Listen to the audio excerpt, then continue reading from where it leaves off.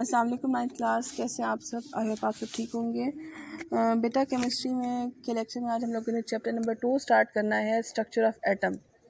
Previous जो हमारा chapter था, फर्स्ट चैप्टर, उसमें हमने डिस्कस किया कि एटम के कौन कौन से जो बेसिक जो वहाँ पर टर्म्स यूज़ की जाती हैं वो क्या क्या हैं। उसके अलावा केमिस्ट्री, उसकी ब्रांचेस, जो हमारा जनरल इंट्रोडक्शन होता है किसी न्यू सब्जेक्ट का, हम लोगों ने वो डिस्कस किया था।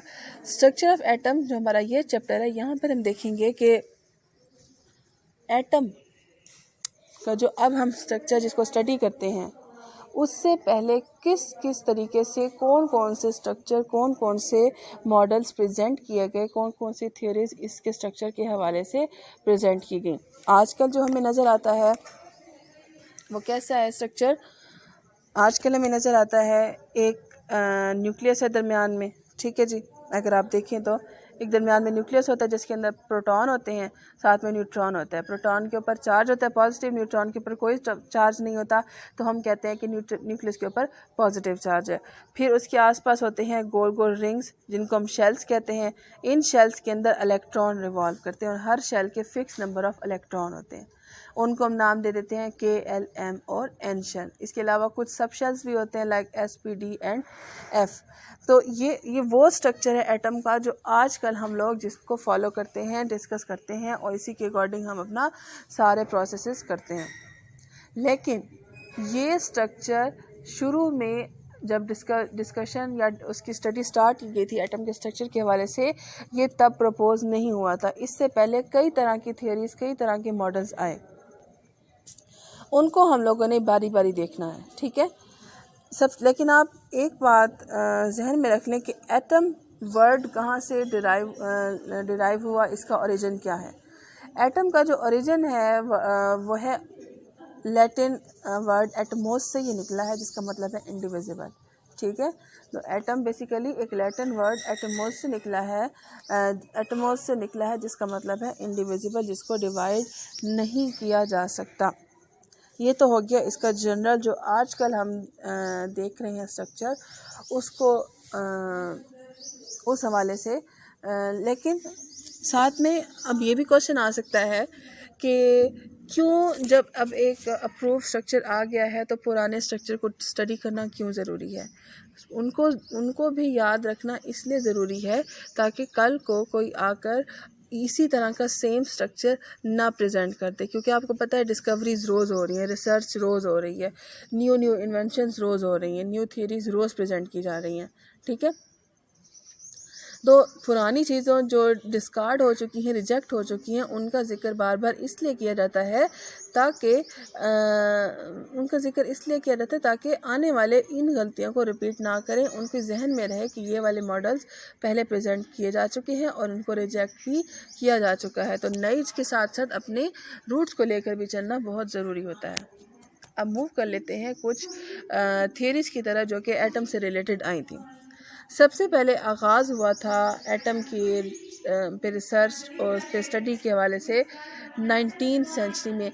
डेमोक्रिटस एक ग्रीक फ़िलासफ़र था। उसने सबसे पहले एटम के स्ट्रक्चर के बारे में डिस्कस किया था। उसने कहा था हर मैटर जो है वो कुछ डिविजिबल पार्टिकल्स से मिलकर बना होता है, जिनको हम अच्छा जी। डेमोक्रिटस सबसे पहले जो एटम की डिस्कवरी और उस पर रिसर्च स्टार्ट हुआ कि इसका क्या स्ट्रक्चर है, उसने सबसे पहले ये कंसेप्ट दिया था एटम का। वर्ड उसने सहारा उसने लिया था एक ग्रीक लैटिन वर्ड है एटमोस का। उसने कहा था कि जितना भी जो भी मैटर है वो बना होता है एक इंडिविजिबल पार्टिकल से, जिसको हम कहते हैं एटम, ठीक है। एटम से मिलकर बना होता है जो कि डिवाइड नहीं हो सकता। शुरू में जब ये स्टार्ट हुआ, इसका स्ट्रक्चर को स्टडी करना स्टार्ट किया गया, तो उस वक्त कहा गया कि मैटर जो है वो एक इंडिविजिबल पार्टिकल से मिलकर बना होता है, जिसको हम कहते हैं एटम, ठीक है।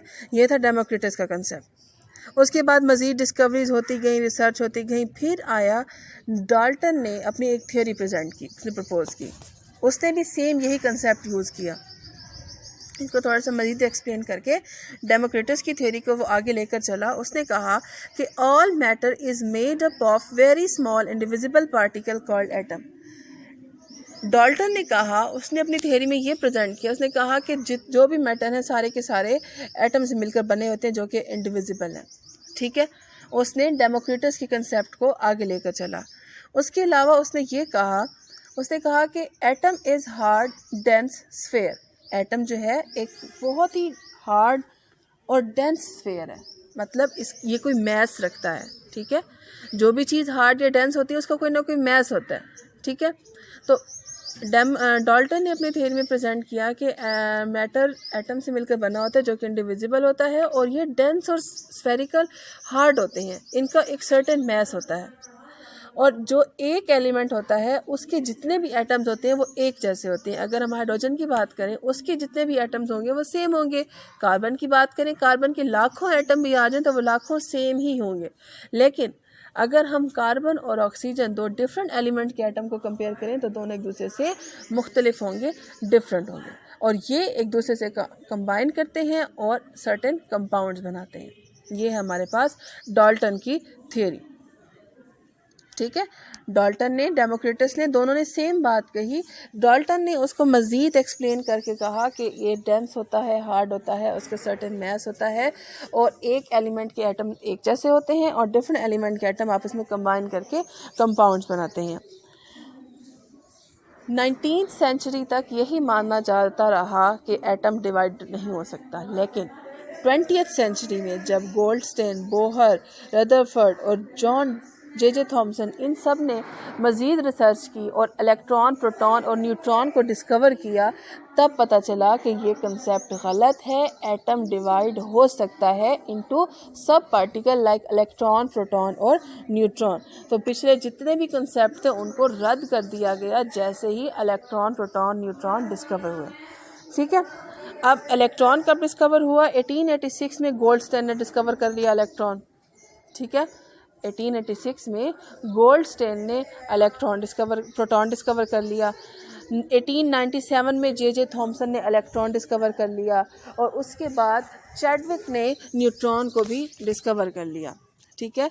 तो पता चला कि यहाँ पर तो और पार्टिकल्स भी हैं जो कि उसी एटम के अंदर मौजूद हैं। तो ये कंसेप्ट रद्द कर दिया गया कि एटम जो है वो डिवाइड नहीं हो सकता, वो इंडिविजिबल है, बल्कि वो डिविजिबल है, वो सर्टेन पार्टिकल में डिवाइड हो सकता है। और ये तो अभी आपका क्योंकि बेसिक लेवल है 9th का, तो आपको इलेक्ट्रॉन, प्रोटॉन, न्यूट्रॉन सिर्फ 3 सब पार्टिकल्स का पता है। इसके अलावा भी बहुत से होते हैं जैसे न्यूट्रिनो, पॉजिट्रॉन, इस किस्म के बहुत से सब एटॉमिक पार्टिकल्स होते हैं जो कि प्रूव करते हैं कि एटम डिवाइड हो सकता है, मज़ीद उसके सब पार्टिकल्स मौजूद हैं। प्लम पुडिंग थ्योरी प्रेजेंट की थी जे थॉमसन ने। अब ये प्लम पुडिंग थ्योरी क्या कहती है कि जैसे आप एग्जांपल ले लें, आप कोई डेजर्ट बनाते हैं, कोई आप मीठा बनाते हैं, आप उसको सबसे पहले बाउल में डाल के फिर उसको अगर फ्रूट से गार्निश करना चाहते हैं तो आप उसको फ्रूट से गार्निश करते, डेकोरेट करते हैं। अगर आप ड्राई फ्रूट से करना चाहते हैं तो आप ड्राई फ्रूट यूज़ करते हैं। फ्रेश क्रीम से करना चाहते हैं आप फ्रेश क्रीम यूज़ करते हैं, ठीक है जी। तो आप उनको ऐसे तो नहीं कि फेंक देते हैं, आप उसको सेट करते हैं बाकायदा। एक प्रॉपर पैटर्न होता है जिसके ज़रिए से आप उसको उस पुडिंग के अंदर, उस डिज़र्ट के अंदर आप उसको सेट करते हो। तो एटम का जो स्ट्रक्चर है प्लम पुडिंग थ्योरी में ये कहा गया कि जैसे एक कोई डेजर्ट है, कोई मीठा है, ठीक है, एक कोई डेजर्ट है जिसके अंदर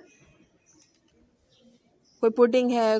जैसे अगर हम ट्राइफल अगर बना रहे हैं तो हम क्या करते हैं, पहले कस्टर्ड की लेयर लगाते हैं, फिर डिफरेंट केक की, फ्रूट केक की।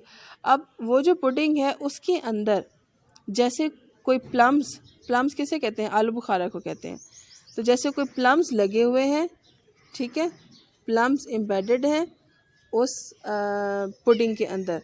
ये थी प्लम पुडिंग थ्योरी, ये प्रेजेंट की थी जे थॉमसन ने। और सबसे पहला जो एटम का स्ट्रक्चर था कि एटम का स्ट्रक्चर है कैसे, या इलेक्ट्रॉन, प्रोटॉन, न्यूट्रॉन हैं तो सही, मगर वो किस तरीके से सेट हैं, तो वो उसके लिए प्रेजेंट की गई थी प्लम पुडिंग थ्योरी, जो कि बाद में रिजेक्ट कर दी गई थी और प्रेजेंट की थी जे थॉमसन ने। ठीक है जी, आई होप समझ आ गई होगी। आज सिर्फ हम लोगों ने थोड़ा इंट्रो लेना था, और जो पिछली थेरीज जो कि प्रेजेंट की गई थी और बाद में उसको डिस्कार्ड कर दिया गया, उनको रिजेक्ट कर दिया गया, वो हम लोगों ने डिस्कस करनी थी। कल प्रॉपरली हम इलेक्ट्रॉन की डिस्कवरी, कैथोड रेस की, वो डिस्कस करेंगे। ठीक है जी, थैंक यू सो मच, अल्लाह हाफिज़।